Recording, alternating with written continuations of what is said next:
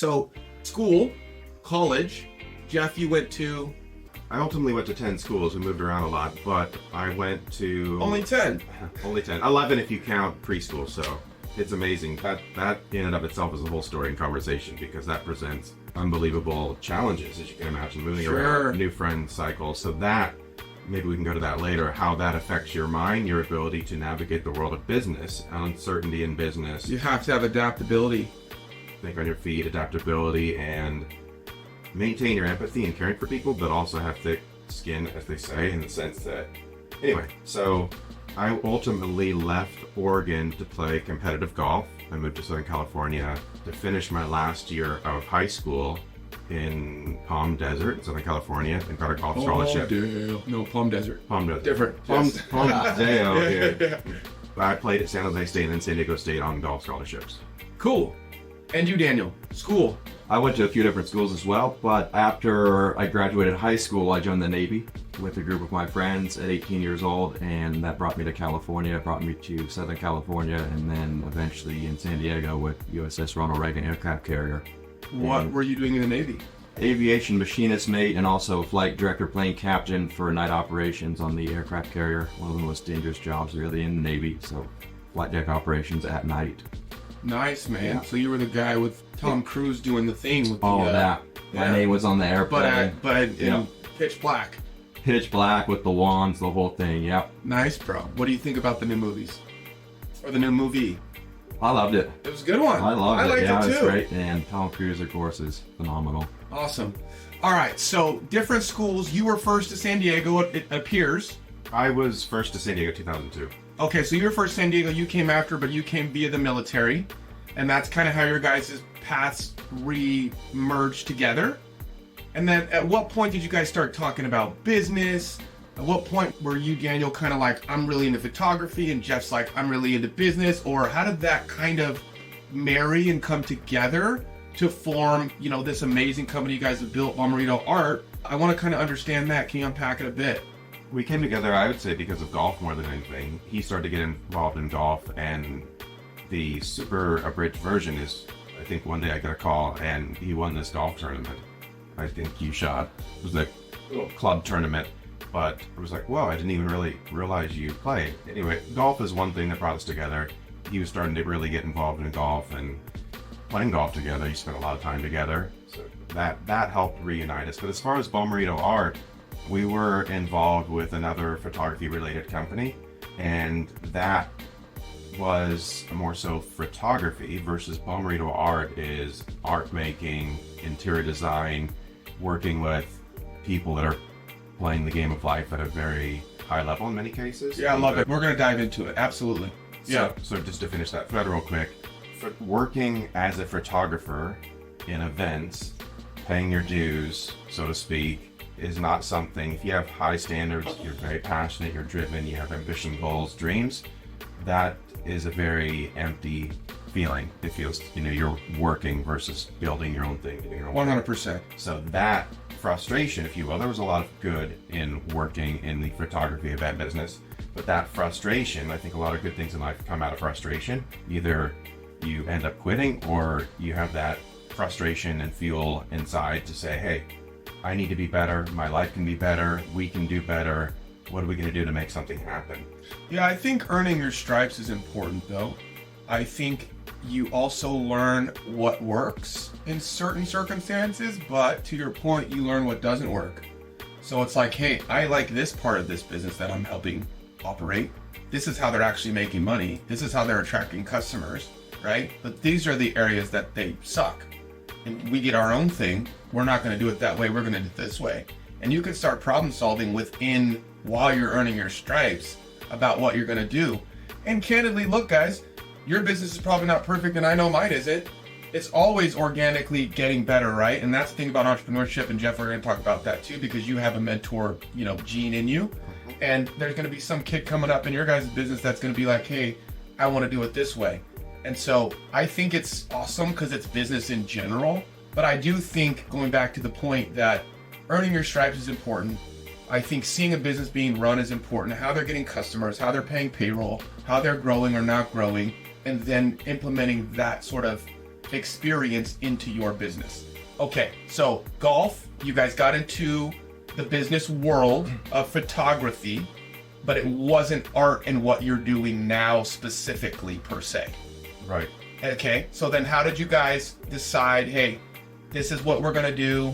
How did that conversation go? Was it multiple conversations over an extended amount of time? Was it one night out with dinner and a beer and say, hey, you know, screw it, let's do it? How did that work out? There was a breakthrough moment in September 2013 where I captured a photograph of San Diego, 2:37 in the morning, the downtown skyline.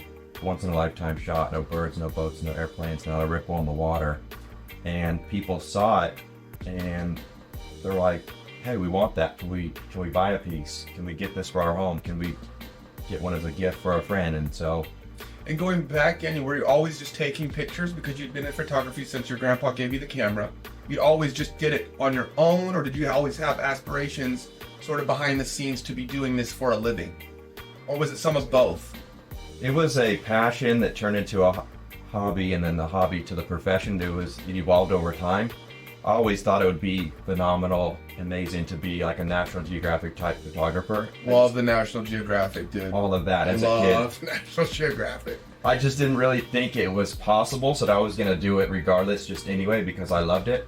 And then it evolved to what it became now. If you plot Bommarito Art and what we've done on the curve, you're going to see basically a hockey stick, in the sense that it was very, again, we talked about phases and sort of stages or paradigms you're in as you go along.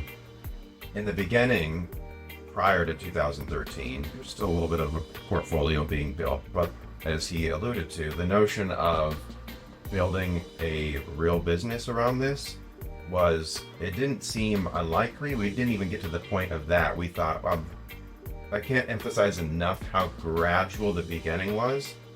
It happened organically. Several years of a little bit of feedback, as he said, people saying, wow, that's amazing.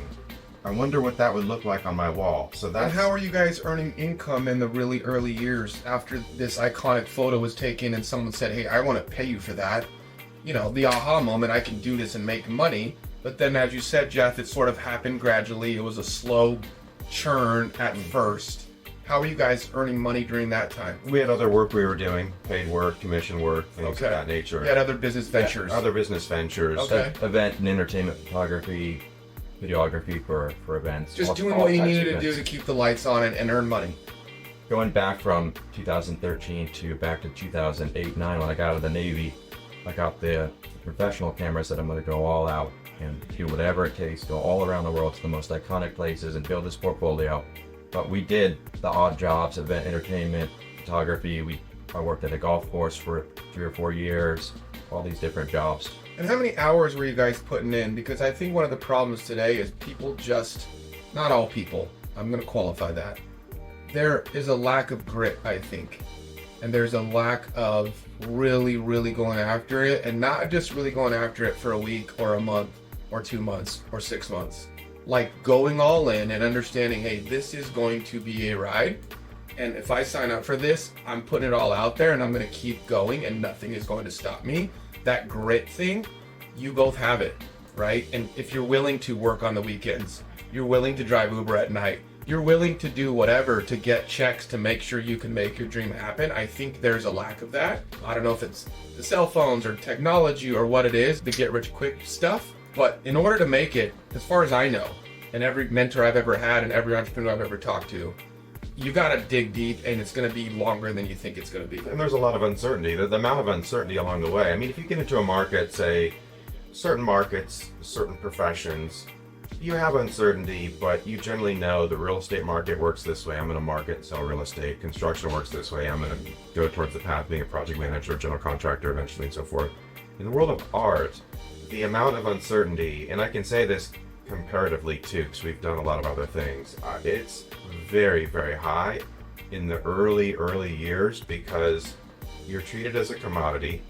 Photography over the course of our career has been increasingly trivialized in the sense that it's become extremely commoditized. People take photos.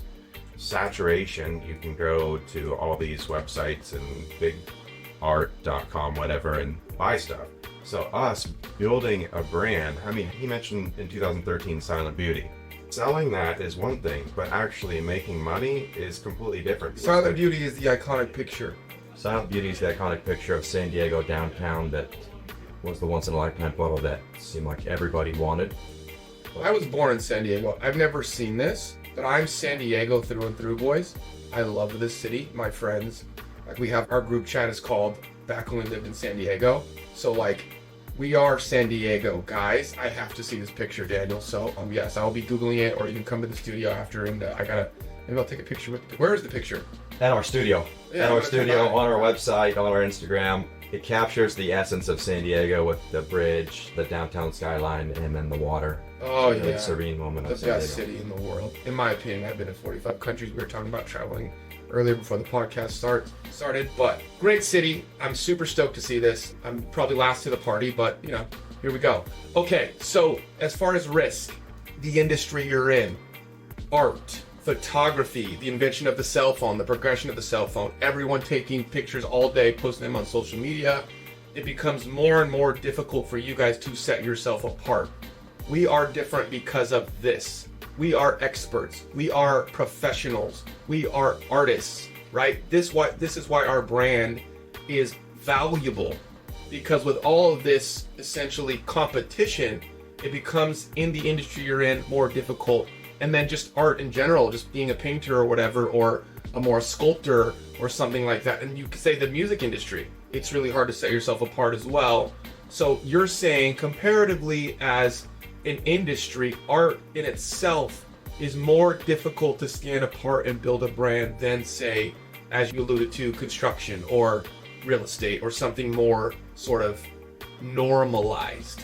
The brand ultimately is around the people. So the big advantage, I think we've had the right combination of advantages and disadvantages. One of the big advantages we've had is the combination is both of us, because the power of 1 and 1, the math is 2, but it's really a lot more than 2. If you look at 100%. people. So It's like a thread. I can't imagine being a one-man show. What you see, I mentioned that because a lot of artists are effectively, it's the artist. Even though he's the artist, there's still, we're known as individuals, but known as one as far as people think of our brand in a lot of ways. Yeah. I am a huge proponent of partnerships, by the way. Like, through and through. I think you get way more done. I think you have way more accountability. I think it's more enjoyable. I think giving partnership, equity, money, making it together with someone is more enjoyable. I think it's more fun. And people think about what they're losing, and I think about, hey, what am I gaining? And can I do more? Because if you can coach 3 people and you can coach 3 people, if you wanted to build your brand, like now you're doing 6. And so that pie could get larger faster than if you were just doing 3, and then you're stressed out, and heavy is the head that wears the crown, boys. You guys know that, you know, as entrepreneurs. So to have someone to shoulder those tough times with you, it's infinitely more valuable to me. I'm a big believer in partnerships. I don't really know how guys sort of do it on their own and why they would want to. So the artist, business mind, but those two things merge as well. You guys are both business minded. Mhm. You form the brand together, right? You run the company together, you scale. How do your guys meetings work? When you guys are like, hey, you know, we're tracking this KPI for Q1, Q2. This is our goal. This is the market we want to attack, because I want to kind of merge into the other opportunities that you guys present for your product, the other value props you guys have. You guys are into real estate. You guys are working with hotels. You guys are basically formatting this art and presenting it to large clients, athletes, et cetera, et cetera. You guys, like you said, you've shipped to all 50 states, to 30 countries. You guys have built an amazing brand. I was absolutely shocked, Jeff. I told you this when I saw you at the event last week. I was like, bro, I didn't even know that you guys were this dope, so apologies. I mean, I treat everyone like family anyways, but I was really, really impressed. You guys have amazing reviews online, and a lot of them. And you talked about that last time. I think you have only 5-star reviews. It's amazing. You have art in That is very, very difficult, by the way. extremely difficult. So we talked about, you mentioned grit earlier. Yeah. That has taken unbelievable grit and grind. That is answering text messages at midnight regularly. Has almost not as a Anyone figure of who's speech. ever run a business, Jeff, understands having perfect reviews requires a heavy lift. Heavy lift. Because most people are reasonable, I would say that in business, is my general understanding, experience. I think most people are reasonable, but there are people that are unreasonable. Plenty of people that are Yes. unreasonable proportionally, but at this scale, when you're talking about 465 straight 5-star reviews over a decade, it's I can use any word, but it's work. It's wild. It's work. It's work. Okay, so you have art in Justin Herbert, my guy. Shout out Chargers, shout out Justin Herbert, and some other athletes that would be more well known. But that's not really your bread and butter, is going after the big name people. Obviously, you'll take that and you do that. But tell me kind of what your offering is as you guys are 15 years into this game, what you guys are doing right now in your business, and what kind of your goals are moving forward. We offer everything from the small retail size print for gift stores to national parks where people can come through and get a piece of that monument or that iconic location to take it home with them as a gift to somebody else or for their home at a low cost. So an entry point product would be our retail products, Okay. which range from 14 inches wide to about 3 feet.